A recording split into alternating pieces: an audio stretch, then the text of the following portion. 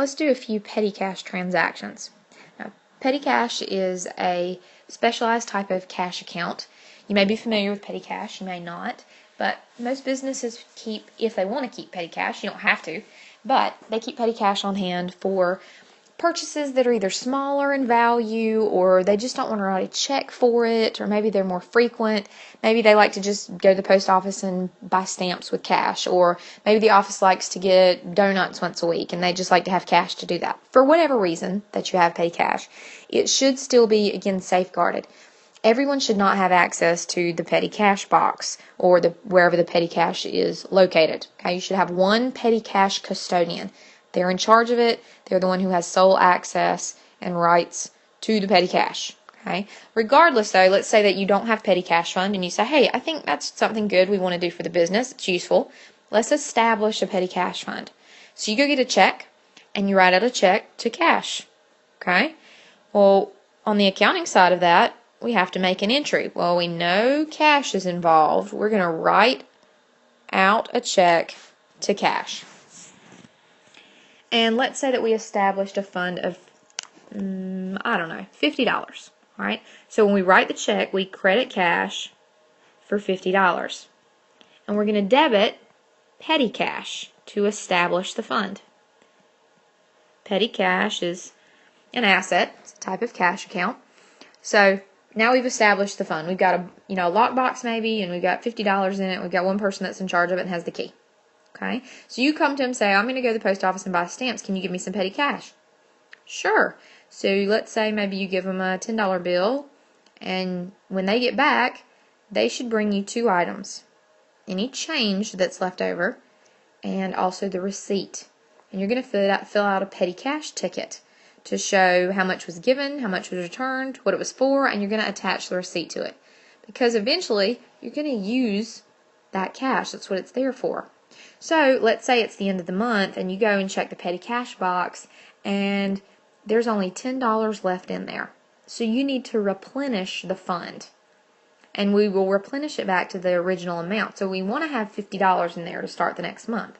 So how much do I need to replenish it for? How much do I need to write another check out to cash for?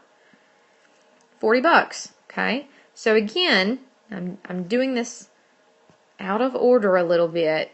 Now, this entry here, remember, I wrote that a little wrong. Let me rewrite it. This is how this should actually be entered. Petty cash, 50, cash, credited for 50. That's what it should really look like. Okay? So, when we replenish the fund, what we're going to do is, again, write a check out to cash for $40. But when we're replenishing it, we don't change the petty cash fund. Petty cash on my books right now says what? If I opened up a trial balance or the ledger and flipped to the petty cash page, it would say $50. Even if I only have $10 left, like we said. It still says $50. Well, we're going to replenish it back up to that $50. So if I increase that account again, it would look like we had $90. But we don't. We're going to have $50. The only time that you involve petty cash in a journal entry is when you establish the account, like we've done in this entry, when you change the amount to normally be withheld, or when you close the account itself. You will never see petty cash involved with an entry to replenish the funds to the account. Never, never, never. What you're going to do there is actually add up all those receipts and tickets that you have in your petty cash fund or box or whatever, to tell me what you spent it on. So let's say that, again, we bought stamps. Okay, so we had, let's call that office expense. And let's say that was for a total of, we spent $20 on office expense, whether that be stamps or miscellaneous office supplies. We added up all the tickets. Or not office supplies, but office expense in general. Okay? And then we had, maybe we bought some donuts, something. We just put that in miscellaneous expense. And maybe we had about $10 worth of that. And then maybe we had some supplies we purchased. Maybe $5. Just had to get a few things. And that's all the tickets we have. Alright? Now, what did we say we needed to credit cash for? We only had $10 left in the box.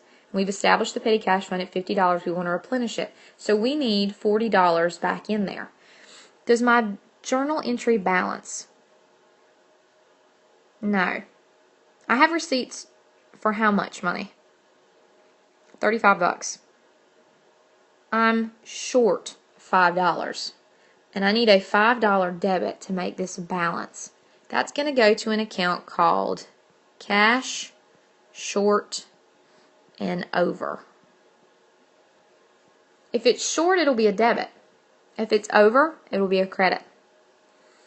So this could be somebody didn't turn in a receipt, didn't give me the right change, forgot, stole some, don't know.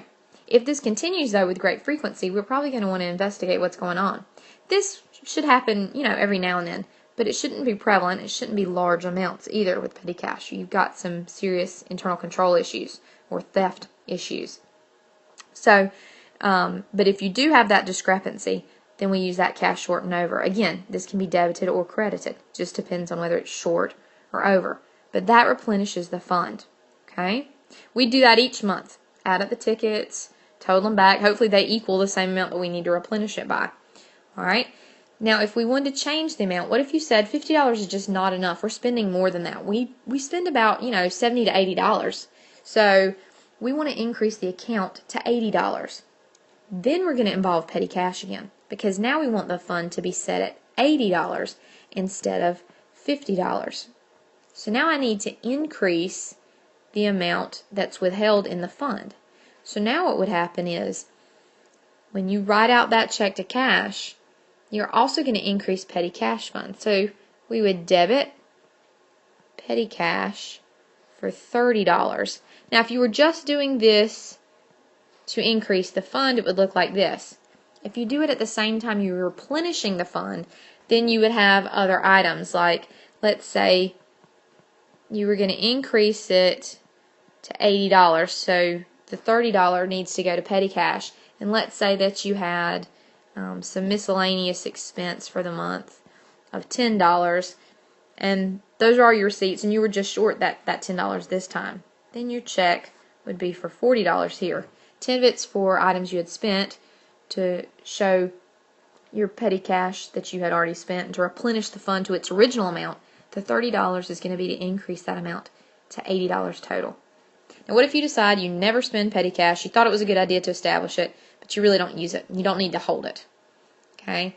Because cash hanging around could be a theft problem, a potential fraud risk. So we want to close that account out and just not have petty cash anymore. Well, let's say it was the original $50 that we had. To do that, you're going to take that petty cash and you're going to put it back in your checking account. You're going to deposit it. So your cash is going to go up. And your petty cash is going to go down. That closes the account.